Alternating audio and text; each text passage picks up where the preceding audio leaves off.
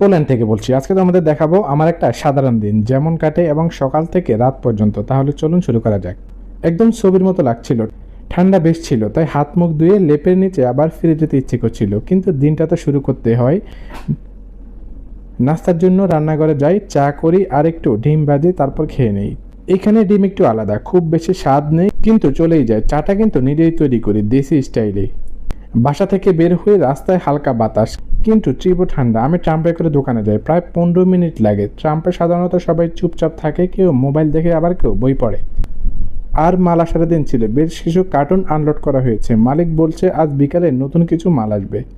আজকে একটা মজার ঘটনা ঘটেছে। একজন পুলিশ কাস্টমার এসে বলছে প্রথমে ইংরেজি, তারপর হঠাৎ করে বলছে দাম কত। দুপুর একটায় বিরতি পেলাম, আজ রান্না করিনি, তাই দোকানের কাছেই একটা তুর্কি রেস্টুরেন্টে নামাজ পড়ে শান্ত মনে খেলাম। মাঝে মাঝে একা খেতে বসলেই দেশের কথা খুব মনে পড়ে, বিশেষ করে মায়ের হাতের রান্নার কথা। 6টার দিকে দোকান বন্ধ করে বাসায় ফিরি। বাইরে এখনো হালকা বরফ পড়ছিল। বাসায় ঢুকে গরম পানি দিয়ে হাত মুখ ধুই এবং নামাজ পড়ি।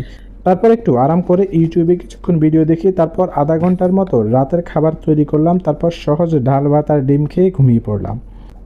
মাঝে মাঝে এত কষ্টের পর নিজের রান্না করে খাওয়ার সবচেয়ে তৃপ্তিদায়ক মনে হয়। এই ছিল আজকের দিন। কিছু ব্যস্ততা, কিছু শান্তি, কিছু স্মৃতি। তোমাদের ভালো লাগলে লাইক, কমেন্ট, সাবস্ক্রাইব করতে ভুলবে না। দেখা হবে আবার কোনো নতুন ভিডিওতে। ততক্ষণ সবাই ভালো থাকবে, সুস্থ থাকবে। আল্লাহ হাফেজ।